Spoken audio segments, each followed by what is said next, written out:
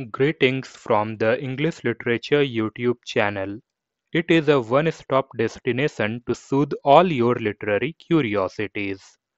आज इस वीडियो में हम Indian English poetry a tree को पढ़ेंगे, जो कि श्री औरोबिंदो द्वारा लिखित है। तो आइए सबसे पहले हम श्री औरोबिंदो के जीवन के बारे में जान लेते हैं। श्री औरोबिंदो एक बहुमुखी प्रतिभा के धनी व्यक्ति थे, जिन्हें मॉडर्न इंडिया के ग्रेट पर्सनालिटीज में गिना जाता है।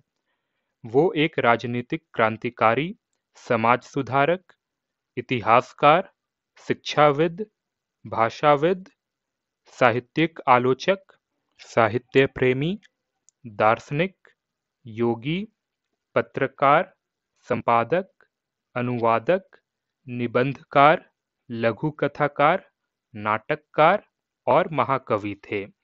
इनका जन्म 15 अगस्त 1872 को कलकत्ता में एक वेस्टर्नाइज्ड अपर मिडिल क्लास के बंगाली परिवार में हुआ था। उनकी मां का नाम स्वर्णलता घोष और पिता का नाम कृष्णधन घोष था और इनका मृत्यु 5 दिसंबर 1950 को पौंडीचेरी में हुआ था। हम श्री औरोबिंदो के जीवन को 4 भागों में बांटकर अच्छे से समझ सकते हैं और ये 4 भाग उन प्रमुख स्थानों पर आधारित है जहां उन्होंने अपना जीवन बिताया। तो श्री औरोबिंदो के जीवन का सबसे पहला भाग इंग्लैंड से संबंधित और आधारित है। ऐसा इसलिए क्योंकि 1879 में जब वो 7 साल के हुए थे तो उनको अपने भाइयों के साथ पढ़ने के लिए इंग्लैंड भेज दिया गया था। शुरुआती दिनों में वो मैनचेस्टर में रहे, बाद में वो 1884 से 1890 तक लंदन के संत पॉल स्कूल में पढ़े और फिर वो कैम्ब्रिज चले गए, जहां उन्होंने किंग्स कॉलेज, जो कि कैम्ब्रिज यूनिवर्सिटी के अंतर्गत आता है, वहां से सीनियर क्लासिकल फेलोशिप प्राप्त किया। श्री औरोबिंदो पढ़ने लिखने में काफी तेज थे। वो क्लासिकल ट्राइपॉज में फर्स्ट डिवीजन लाए थे और इंडियन सिविल सर्विस के रिटन एंट्रेंस एग्जाम में भी डिस्टिंक्शन ग्रेड के साथ पास किए थे।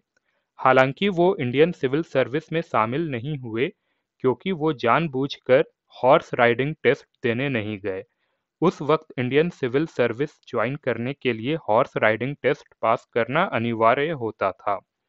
श्री औरोबिंदो द्वारा हॉर्स राइडिंग टेस्ट को इग्नोर करना साफ दिखाता है कि ब्रिटिश गवर्नमेंट ऑफ इंडिया को वो सर्व करना नहीं चाहते थे।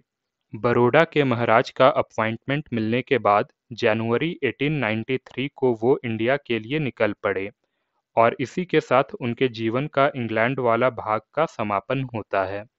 इंग्लैंड से लौटने के बाद वो 1906 तक बरोडा में रहे और इन 13 सालों में वो भारत की संस्कृति, सभ्यता और विरासत से खुद को जोड़ने का प्रयास किए।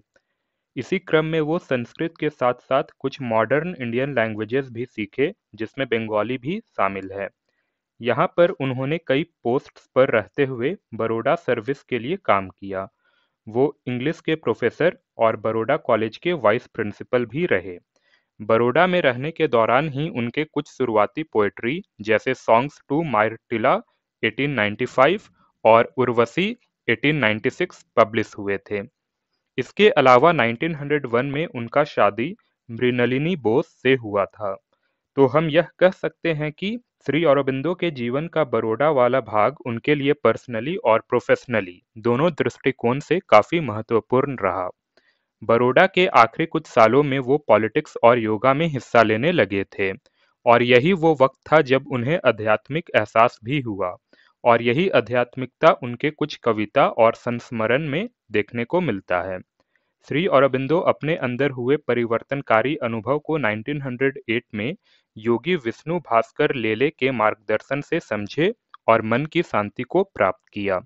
1906 में Shri Aurobindo national college join करने के लिए कलकत्ता आ गए और इसी के साथ उनके जीवन के तीसरे भाग का शुरुआत होता है।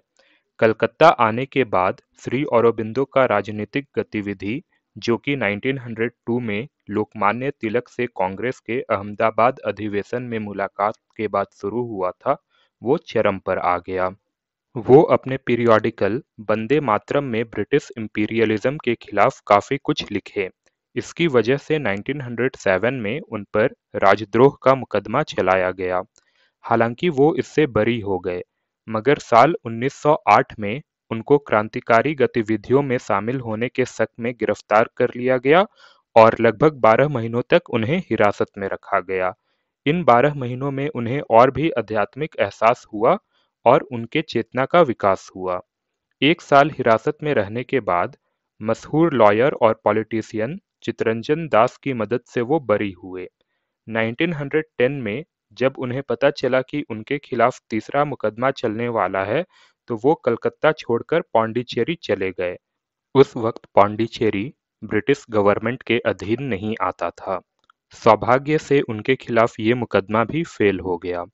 पौंडीचेरी आने के बाद श्री अरबिंदो दोबारा कभी ब्रिटिश इंडिया और पॉलिटिक्स में नहीं आए और अपने मृत्यु तक, जो कि 1950 में हुआ था, वहीं पर रहे।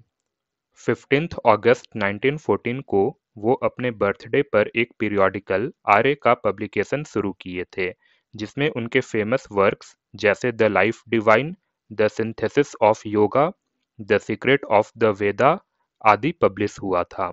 पौंडीचेरी में शुरुआती 10 सालों तक वो अपने कुछ शिष्यों के साथ एक छोटा सा किराए के घर में रहते थे।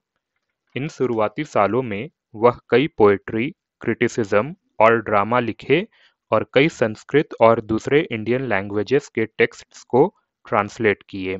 1920 में मीरा रिचर्ड, जिनको मीरा अल्फासा और द मदर के नाम से भी जाना जाता है, के आने के बाद वो श्री अरबिंदो के घर का सारा प्रभार संभाली और धीरे-धीरे उसे एक व्यापक और व्यवस्थित आश्रम बना दी, जिसे आज भी श्री अरबिंदो आश्रम के नाम से देश-विदेश में जाना जाता है।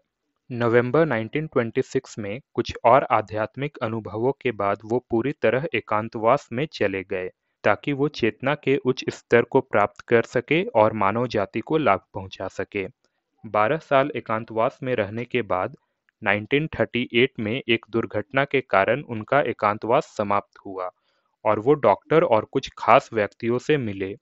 इसके बाद वो अधिकतर एकांतवास में रहते हुए अपने मृत्यु तक अपना साहित्यिक और आध्यात्मिक गतिविधि जारी रखे और समय-समय पर अपने शिष्यों का मार्गदर्शन करते रहे।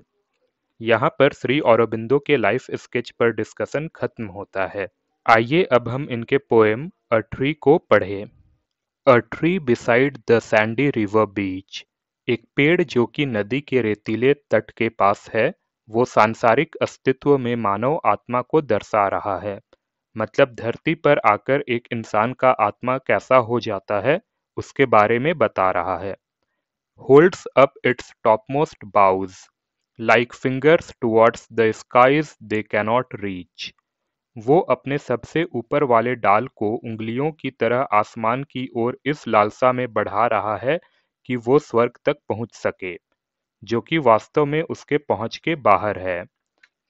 ये लाइन मानव आत्मा की इस चाह को दर्शा रहा है कि वो कुछ ऐसा पा लेगा जो कि सांसारिक क्षेत्र से परे है। Earth bound heaven amorous. सांसारिक सुखों से बंधा हुआ मगर स्वर्ग की इच्छा रखने वाला। यह लाइन इंसान के अंदर उस टकराव की स्थिति को दर्शा रहा है जिसमें वो स्वर्ग और आध्यात्म को प्राप्त तो करना चाहता है, मगर उसका सांसारिक सुखों का लालच अवरोध पैदा कर रहा है। मतलब उसके अंदर का एक हिस्सा जो चीज पाना चाह रहा है, उसे उसके अंदर का दूसरा हिस्सा पाने से रोक रहा है। This is the soul of man, body and brain, hungry for earth our heavenly flight detain. इंसान की आत्मा उस पेड़ की तरह ही है।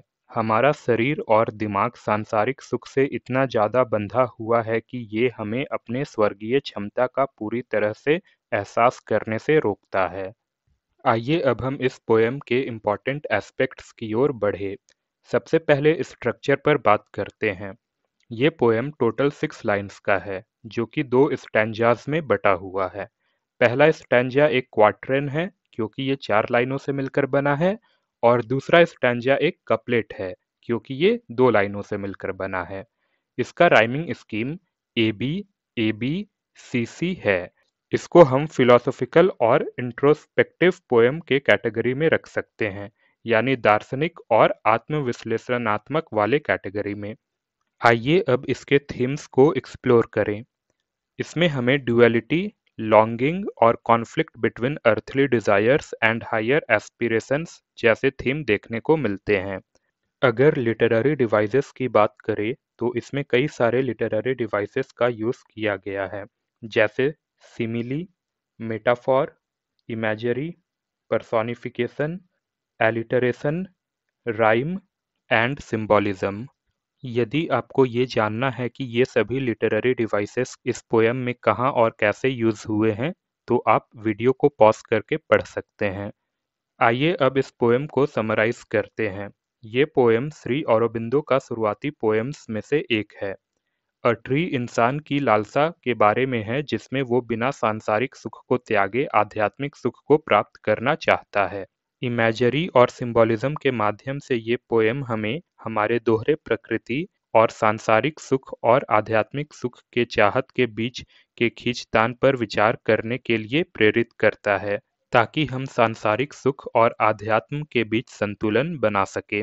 इस पोयम में श्री अरबिंदो के स्पिरिचुअल और फिलोसॉफिकल टीचिंग साफ तौर पर झलकते हैं। So that is it for this video. Here are some questions asked in the previous year exams. I hope you have got an insight to all the aspects of this poem.